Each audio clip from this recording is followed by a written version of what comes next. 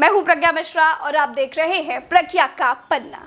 प्रधानमंत्री जी ने कुंभ के संतों से कहा, भैया बहुत कोरोना फैल रहा है, कुंभ खत्म करो, घर जाओ।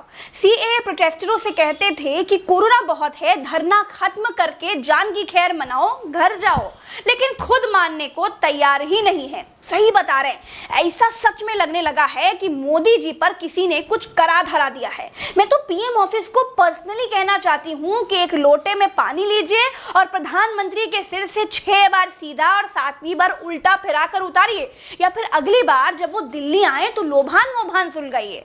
प्रधानमंत्री जी पर किसी ने कुछ करा धरा दिया है। मेरे प्रधानमंत्री ऐसे तो बिल्कुल नहीं थे। मैं कभी मोदी जी की आलोचना नहीं करती, ब्राह्मण कन्या हूं। मेरा मानना था मोदी जी जो करते हैं वो अच्छे के लिए ही करते हैं, लेकिन पहली बार देख रही हूं कि मोदी जी जो कर रहे हैं वो चुनाव के लिए कर रहे हैं। जिस भीड़ को देखकर लोग खौफ खा जाएं, उस भीड़ पर मोदी जी फिदा हैं। मैं जहां देख सकता हूं मुझे लोग ही लोग दिखते हैं, बाकी कुछ दिखता ही नहीं है। क्या क्या कमाल कर दिया आप लोगों ने। कमाल है प्रधानमंत्री जी। जिस बंगाल में आप खड़े हैं वहां 10,000 से ज्यादा लोग कोरोना से मर चुके हैं, 6 लाख से ज्यादा बीमार हुए हैं, लेकिन कोई फर्क ही नहीं है। राहुल गांधी, जिनको आप पप्पू कहते हैं, उन्होंने समाज हित में बंगाल की सभी चुनावी रैलियों को रद्द कर दिया है। बेशक राहुल गांधी को आप किसी भी नाम से बुलाएं, लेकिन राहुल गांधी ने और कुंभ के संतों ने मानव कल्याण के लिए, कोरोना प्रसार रोकने के लिए, लोगों को मरने से बचाने के लिए, देश की सलामती के लिए, क्षणिक हितों से ऊपर उठकर मानव कल्याण के लिए फैसले लिए हैं। हमको तो कुछ समझ में ही नहीं आ रहा है कि राहुल गांधी को ठीक कहें या फिर आपकी इन हरकतों को। राहुल गांधी तो कुछ है ही नहीं, तो उनकी तारीफ या बुराई करने का कोई मतलब नहीं है। लेकिन आप प्रधानमंत्री हैं, प्रधान सेवक हैं, देश मर रहा है, सेवा के समय आप जानलेवा सियासत में पड़े हैं।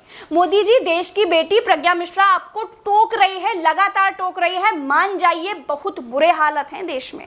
आप कुछ मत करिए, एक छोटा सा काम कर दीजिए, मेरे देश के लोगों की भीड़ बुलाकर कोरोना सम्मेलन मत करिए। बस आपकी पार्टी के पास बहुत पैसे हैं, कुछ और तरीका खोज लीजिए प्लीज। बिटिया होने के नाते कहती हूँ, मान जाइए, नहीं तो अपना नंबर भिजवाइए, लखनऊ की वीडियो आपको व्हाट्सएप कर देती हूँ, वो देख लीजिए कि यहाँ क्या हालात हैं। एक टुच्चे से कोरोना टेस्ट के लिए आप मेरी बात विश्वास कीजिए कि प्रधानमंत्री जितनी पावर लगवानी पड़ रही है। एक वाकया बताती हूँ। प्रशांत शुक्ला जी के चाचा को ब्रेन हैमरेज हुआ, वो बेहोश थे, उनको लोहिया अस्पताल ले गए। डॉक्टर बोले कि बिना कोरोना टेस्ट कुछ नहीं हो सकता। मुश्किल से टेस्ट हुआ, फिर बोले कोरोना रिपोर्ट तो अब कल आएगी, बेहोश चाचा को कल लाना। समझ सकते हैं आप मोदी जी, ये एक आदमी की कहानी नहीं है, सैकड़ों लोगों की ऐसी ही कहानियां एक साथ जब फोन की घंटियों में गूंजती है ना, तो रातों की नींद गायब हो जाती है। मेरे बस में होता तो देश को बचाने के एवज में मैं आपको बंगाल चुनाव जिता देती, लेकिन क्या करूं मोदी जी, मैं मजबूर हूं, आपसे भी और आपदा से भी। चलती हूं, राम राम, दुआ सलाम, जय हिंद।